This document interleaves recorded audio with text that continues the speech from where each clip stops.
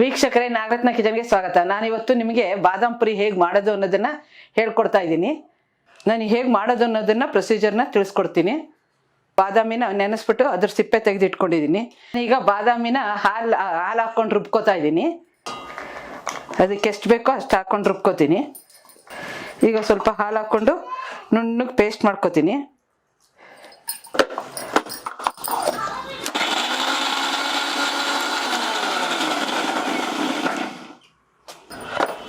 ನೋಡಿ, ಪೇಸ್ಟ್ ಮಾಡ್ಕೊಂಡಿದ್ದೀನಿ. ನೀವು ಇದೇ ರೀತಿ ಹಾಲು ಹಾಕ್ಕೊಂಡು ಪೇಸ್ಟ್ ಮಾಡ್ಕೊಡಿ. ಯಾಕೆಂದರೆ ಅದು ಹಾಲಿನಲ್ಲೇ ಕಲಿಸ್ಬೇಕು. ಅದರಿಂದ ನೀರು ಹಾಕ್ಕೊಂಡ್ರೂ ತೊಂದರೆ ಏನಿಲ್ಲ. ಆದರೆ ಹಾಲಿನಲ್ಲಿ ಕಲಿಸಿದಾಗ ಇನ್ನೊಂದು ಸ್ಮೂತಾಗಿ ಚೆನ್ನಾಗಿ ಬರುತ್ತೆ. ಈಗ ನಾನು ಹೇಗೆ ಕಲಿಸೋದು ಅನ್ನೋದನ್ನು ತೋರಿಸ್ಕೊಡ್ತೀನಿ ಬೌಲ್ಗೆ ಹಾಕ್ಬಿಟ್ಟು. ಈಗ ನಾವು 1 ಕಪ್ ಮೈದಾ ಹಿಟ್ಟು ತಗೋತಾ ಇದ್ದೀನಿ. ಆ ಮೈದಾ ಹಿಟ್ಟನ್ನು ಹಾಕೋತಾ ಇದ್ದೀನಿ. ಈಗ 1 ಕಪ್ ಮೈದಾ ಹಿಟ್ಟು ತೊಗೊಂಡಿದ್ದೀನಿ. ಅದಕ್ಕೆ ಒಂದು 4-5 ಸ್ಪೂನಷ್ಟು ರವೆ ಹಾಕ್ಕೋತಾ ಇದ್ದೀನಿ. ಚಿರೋಟಿ ರವೆನೇ ಹಾಕ್ಕೋಬೇಕು. 3, 4, 5. ಈಗ ಇದಕ್ಕೆ ಚಿರೋಟಿ ರವೆ ಹಾಕ್ಕೊಂಡಿದ್ದೀನಿ. ಮತ್ತು ಒಂದು ಚಿಟಿಕೆ ಸೋಡಾ ಹಾಕ್ಕೋತಾ ಇದ್ದೀನಿ. ನೋಡಿ, ಇಷ್ಟು ಸೋಡಾ, ಮಾಮೂಲಿ ಅಡುಗೆ ಸೋಡಾ. ಇದು ಬೇಕಿಂಗ್ ಪೌಡರ್ ಅರ್ಧ ಸ್ಪೂನ್ ಹಾಕೋತೀನಿ. ಏಕೆಂದರೆ ಕ್ರಿಸ್ಪಿನೆಸ್ ಕೊಡುತ್ತೆ, ಟೇಸ್ಟಿಯಾಗೂ ಇರುತ್ತೆ. ಮತ್ತು ಇದನ್ನು ಮಿಕ್ಸ್ ಮಾಡ್ಕೋತಾ ಇದ್ದೀನಿ. ಈ ರೀತಿ ಮಿಕ್ಸ್ ಮಾಡಿಕೊಂಡು ಇದಕ್ಕೆ ತುಪ್ಪ ಹಾಕ್ಕೋಬೇಕು. ಈಗ ತುಪ್ಪ ಹಾಕ್ಕೊಂಡು ಇದನ್ನು ಕೈನಲ್ಲೇ ಕಲಿಸ್ತೀನಿ. ಸ್ವಲ್ಪ ತುಪ್ಪ ಹಾಕ್ಕೋತೀನಿ. 1-2 ಚಮಚದಷ್ಟು ತುಪ್ಪ ಹಾಕ್ಕೊಂಡಿದ್ದೀನಿ. ಈಗ ಹೊಂದ್ಕೊಳ್ಳೋ ಹಾಗೆ ಇದನ್ನು ಮಿಕ್ಸ್ ಮಾಡ್ಕೋಬೇಕು ಈ ರೀತಿ.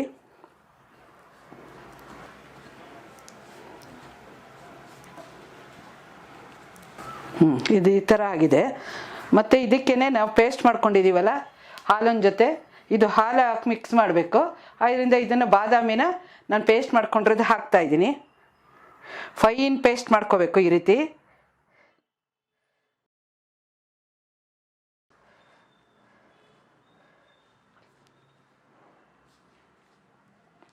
ಇಷ್ಟಕ್ಕೆ ಇಷ್ಟು ಕ್ವಾಂಟಿಟಿ ಸಾಕು. ಈಗ ಹಾಲು ಹಾಕ್ಕೊಂಡು ಕಲಿಸ್ಕೊತಾ ಇದ್ದೀನಿ.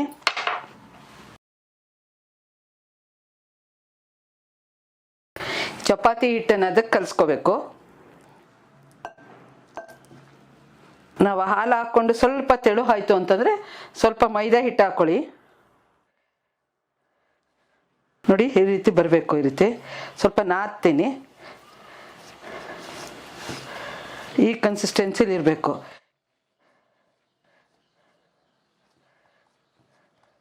ಇದನ್ನು ಒಂದು ಅರ್ಧ ಗಂಟೆ ಇದಕ್ಕೆ ಪಾಕ ತೆಗೆಯೋ ತನಕ ಮುಚ್ಚಿಟ್ಬಿಡೋಣ. ನೋಡಿ, ಇವಾಗ ಇದು ನೀಟಾಗಿದೆ. ಈಗ ಒಂದು ತಟ್ಟೆ ಇಟ್ಬಿಟ್ಟು ಮುಚ್ಚಿಬಿಡ್ತೀನಿ. ಇದು ಮುಚ್ಚಿ ಇಡ್ತಾ ಇದ್ದೀನಿ. ನಾವು ಪಾಕ ತೆಗೆಯೋಷ್ಟರೊಳಗೆ ಇದು ಮಾಡೋದಕ್ಕೆ ಅಷ್ಟರೊಳಗೆ ಚೆನ್ನಾಗಾಗುತ್ತೆ. ಇನ್ನೂ ಈಗ ನಾನು ಪಾಕ ತೆಗಿತಾ ಇದ್ದೀನಿ. ಅಲ್ಲಿ ನಾನು 1 ಕಪ್ ಮೈದಾ ಹಿಟ್ಟು ಸ್ವಲ್ಪ ರವೆ ಹಾಕ್ಕೊಂಡಿದ್ದೀನಲ್ಲ, ಅದಕ್ಕೆ ನಾನು ಏನು ಮಾಡ್ತೀನಿ ಅಂದರೆ 1/4 ಕಪ್ಪು ಸಕ್ಕರೆ ಹಾಕ್ಕೊಂಡು ಪಾಕ ತೆಗಿತೀನಿ. ಈಗ ಸ್ವಲ್ಪನೇ ನೀರು ಹಾಕ್ಬೇಕು ಇದಕ್ಕೆ. ಈಗ ನಾನು 1 ಕಪ್ ಸಕ್ಕರೆ ಹಾಕ್ತಾಯಿದ್ದೀನಿ. 1/4 ಕಪ್ನಷ್ಟು ಸಕ್ಕರೆ ಹಾಕ್ತೀನಿ ಅಂದಲ್ಲ, ಇನ್ನು ಸ್ವಲ್ಪ ಸಕ್ಕರೆ ಹಾಕ್ತಾಯಿದ್ದೀನಿ. ಈಗ ಇದಕ್ಕೆ ಕರ್ಗೋ ಅಷ್ಟು ಸ್ವಲ್ಪನೇ ನೀರು ಹಾಕಬೇಕು. ಸಾಕಿಷ್ಟು ನೀರು. ಏಕೆಂದರೆ ಸ್ವಲ್ಪ ನೀರು ಹಾಕಿದಾಗ ಪಾಕ ಬೇಗ ಬರುತ್ತೆ.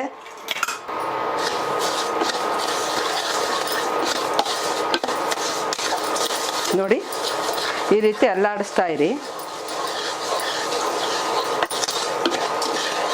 ಇದಕ್ಕೆ ಕಲರು ಹಾಕ್ಬೋದು. ಕೇಸರಿ ದಳ ಹಾಕಿದ್ರೆ ಕಲರ್ ಬರುತ್ತೆ.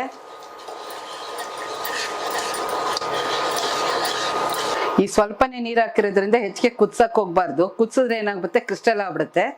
ಆ ಕ್ರಿಸ್ಟಲ್ ಆಗದೆ ಇರೋದಕ್ಕೆ ಸ್ವಲ್ಪ ನಿಂಬೆಹಣ್ಣು ರಸ ಹಾಕಿದ್ರೆ ಕ್ರಿಸ್ಟಲ್ ಆಗಲ್ಲ. ಈಗ ಇದು ಸ್ವಲ್ಪ ಸಾಲ್ಟ್ ಹಾಕ್ತಾ ಇದ್ದೀನಿ. ಸಿಹಿ ಪದಾರ್ಥ ಮಾಡಿದಾಗ ಯಾವಾಗಲೂ ಸಾಲ್ಟ್ ಹಾಕಿ. ಮತ್ತು ನಾನು ಕೇಸರಿ ದಳನ, ಕುಂಕುಮ ಕೇಸರಿನ ಹಾಲನ್ನ ನೆನೆ ಹಾಕ್ಕೊಂಡಿದ್ದು ಇದನ್ನೆಲ್ಲ ಅದನ್ನು ಹಾಕ್ತಾಯಿದ್ದೀನಿ. ಬೇಕಾದರೆ ಹಾಕ್ಕೋಬೋದು, ಬೇಡ ಅಂದರೆ ಬೇಡ. ಬೇಕಾದ್ರೆ ಹಾಗೆ ಬೇಕಾದರೂ ಮಾಡ್ಬೋದು. ಇದನ್ನು ಹೆಚ್ಚಿಗೆ ಕುದಿಸ್ಬಾರ್ದು. ಈ ರೀತಿ ಹಿಡ್ಕೊಂಡಾಗ ಈ ರೀತಿ ಅಂಟಿಸಿದ್ರೆ ಸಾಕು. ಅಂಟಿಸ್ತಾ ಇದೆ. ಈಗ ನಾನು ಇದನ್ನು ಆಫ್ ಮಾಡ್ತಾ ಇದ್ದೀನಿ. ಈಗ ಅದಕ್ಕೇನೆ ನಾ ಏಲಕ್ಕಿ ಪುಡಿ ಹಾಕ್ತಾ ಇದ್ದೀನಿ ಸ್ವಲ್ಪ.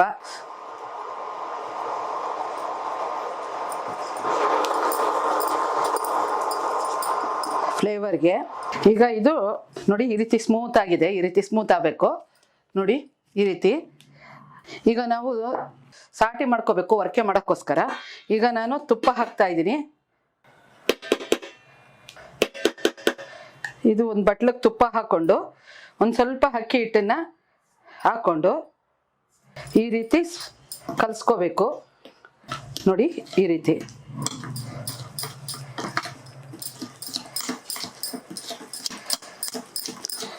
ಆವಾಗ ಏನಾಗುತ್ತೆ ಅಂದರೆ ಪದರ ಚೆನ್ನಾಗಿ ಬರುತ್ತೆ. ಇದರಿಂದ ಈ ರೀತಿ ಹಾಕ್ಕೊಳ್ಳಿ, ಪದ್ರವಾಗಿರುತ್ತೆ. ಈಗ ನಾನು ಇದನ್ನು ಕಲಸಿ ಇಟ್ಕೊಂಡಿದ್ದೀನಿ. ಈಗ ನಾನು ಹಿಟ್ಟನ್ನು ಒತ್ಕೋತೀನಿ. ಈ ರೀತಿ ಕನ್ಸಿಸ್ಟೆನ್ಸಿಲಿರಬೇಕು, ಈ ರೀತಿ ನೋಡಿ. ಇದಕ್ಕೆ ಸ್ವಲ್ಪ ನಾನು ಎಣ್ಣೆ ಹಚ್ಕೋತಾ ಇದ್ದೀನಿ, ಲಟ್ಸೋದಕ್ಕೆ ಈಸಿ ಆಗುತ್ತೆ.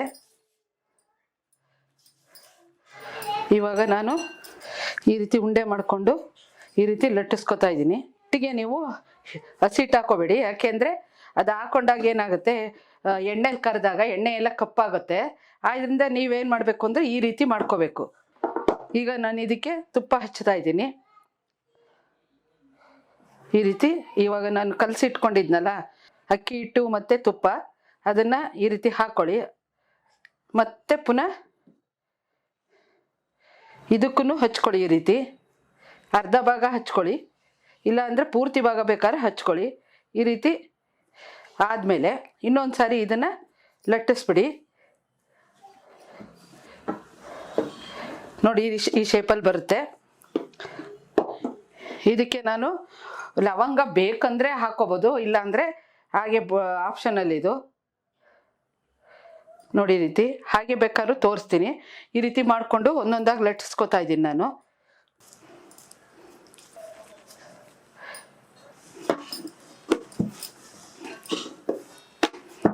ಎಣ್ಣೆ ಹಾಕ್ಕೊಂಡು ಲಟ್ಟಿಸ್ಕೊಳ್ಳಿ ಲಟ್ಟಣಿಗೆಗೆ ನೋಡಿ, ಈ ರೀತಿ.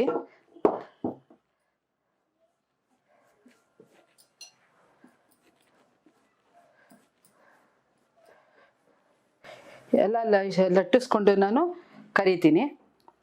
ಎಣ್ಣೆಲಿ ಕರೆದಾಗ ಯಾರಾದರೂ ಇಬ್ಬರಿತ್ತು ಅಂದರೆ ಈ ರೀತಿ ಮಾಡಿಕೊಟ್ಟಾಗ ಇಬ್ಬರು ಜಾಸ್ತಿ ಮಾಡಿದಾಗ ಒಬ್ರು ಕರಿಯೋದು, ಒಬ್ರು ಈ ರೀತಿ ಲಟ್ಟಿಸ್ಕೊಡೋದು ಮಾಡಿದ್ರೆ ಬೇಗ ಆಗುತ್ತೆ ನೋಡಿ, ಈ ರೀತಿ ಬರುತ್ತೆ.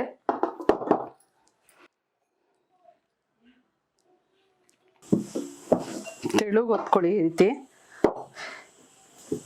ನಿಮ್ಗೆ ಈ ರೀತಿ ರೌಂಡ್ ಶೇಪ್ ಬೇಕು ಅಂತಂದರೆ ನೋಡಿ, ಈ ರೀತಿ ಮಾಡ್ಕೋಬೋದು. ಈಗ ಹಿಟ್ಟನ್ನೆಲ್ಲ ತೆಗೆದುಬಿಟ್ರೆ ರೌಂಡ್ ಶೇಪ್ ಆಗುತ್ತೆ. ಸುತ್ತಕ್ಕೆ ಇದು ಮಾಡ್ಕೊಂಡಿರೋದಲ್ಲ ಈ ರೀತಿ ರೌಂಡ್ ಶೇಪ್ ಆಗುತ್ತೆ. ಈಗ ನಾನು ಇದಕ್ಕೆ ತುಪ್ಪ ಮತ್ತು ಇದು ಅಕ್ಕಿ ಹಿಟ್ಟನ್ನು ಸಾಟಿ ಮಾಡ್ಕೊಂಡಿದ್ದೀನಲ್ಲ ಅದನ್ನು ಸವರ್ತಾ ಇದ್ದೀನಿ. ಈಗ ನಾನು ಪಕ್ಕಕ್ಕೆ ಇಟ್ಬಿಟ್ಟು ಎಣ್ಣೆನ ಕರಿಯೋದಕ್ಕೋಸ್ಕರ ಬಾಣಲೆ ಇಟ್ಬಿಟ್ಟು ಬಿಸಿ ಮಾಡ್ತೀನಿ. ಎಣ್ಣೆ ಕಾಯ್ತಾ ಇರಲಿ, ಅಷ್ಟೊತ್ತು ಮಿಕ್ಕಿದ್ದನ್ನು ಒತ್ಕೋಬೋದು. ಈಗ ನಾನು ಎಣ್ಣೆ ಹಾಕ್ತಾ ಇದ್ದೀನಿ. ಎಣ್ಣೆ ಚೆನ್ನಾಗಿ ಕಾಯಲಿ, ಕಾಯೋಷ್ಟರೊಳಗೆ ಮಿಕ್ಕಿದ್ದನ್ನು ಒತ್ಕೋತೀನಿ.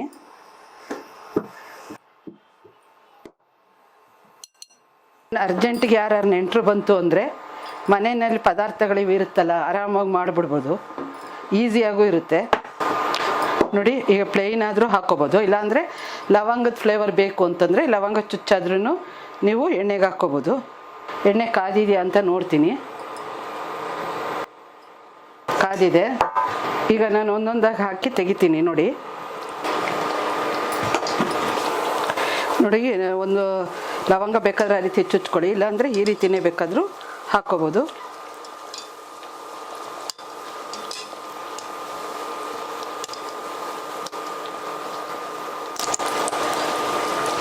ಈ ರೀತಿ ಪ್ರೆಸ್ ಮಾಡಿ ಬೇಯಿಸುವಾಗ ಅವಾಗ ಏನಾಗುತ್ತೆ, ಉಬ್ಬುತ್ತೆ. ಹೊಂಬಣ್ಣ ಬರೋ ತನಕ ಬೇಯಿಸಿ.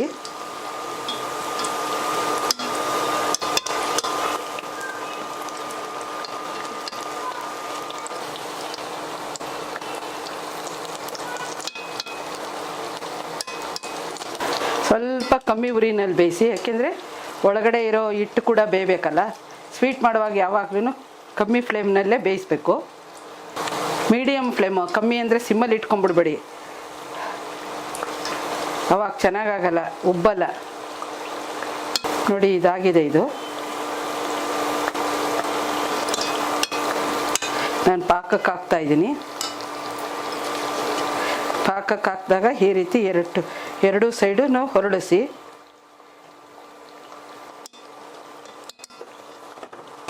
ತೀರಾ ಬೆಳ್ಳಕ್ಕೆ ಎತ್ತಬೇಡಿ, ಯಾಕೆಂದರೆ ಅದು ಒಳಗಡೆ ಬೆಂದಿರಲ್ಲ. ನೋಡಿ ಈಗ ಇದನ್ನು ಎತ್ತಿ ಸರ್ವಿಂಗ್ ಬೌಲ್ಗೆ ಹಾಕ್ತಾಯಿದ್ದೀನಿ. ಈಗ ಇದು ಬೆಂದಿದೆ, ಇದು ಎತ್ಕೋತಾ ಇದ್ದೀನಿ.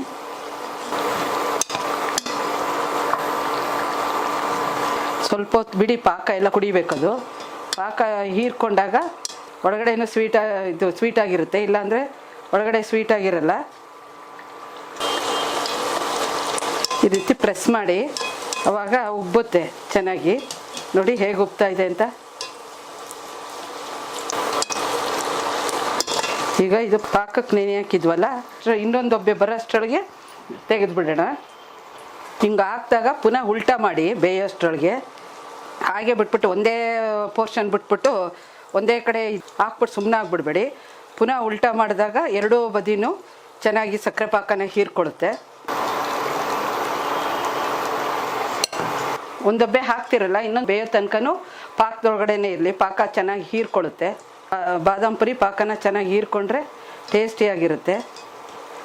ಇದನ್ನು ಬೇಕಾದರೆ ನಾವು ತಿಂಗಳು ತನಕನೂ ಇಡ್ಬೋದು, ಕೆಡಲ್ಲ. ಪಾಕನ ಸರಿಯಾಗಿ ತೆಗಿಬೇಕು. ಪಾಕ ನೀರು ಪಾಕ ಆದರೆ ಅದು ಬಾದಾಮ್ ಪುರಿನೂ ಕ್ರಿಸ್ಪಿ ಆಗಿರಲ್ಲ, ಪಾಕಕ್ಕೆ ಅದ್ದೆ ಎತ್ತದ ಮೇಲೆ ಮೆತ್ತಗೆ ಆಗಿರುತ್ತೆ. ಅದರಿಂದ ನಾನು ತೋರಿಸ್ಕೊಟ್ಟದ ರೀತಿಯೇ ಹೀಗೆ ಅಂಟಬೇಕಷ್ಟೇ. ಅಂದರೆ ಹೆಚ್ಚಿಗೆನೂ ನೀರು ಹಾಕಿರಲ್ಲ, ನೀರು ಕರಗೋಗಿರುತ್ತೆ, ಸಕ್ಕರೆ ಪಾಕ ಮಾತ್ರ ಇರುತ್ತೆ.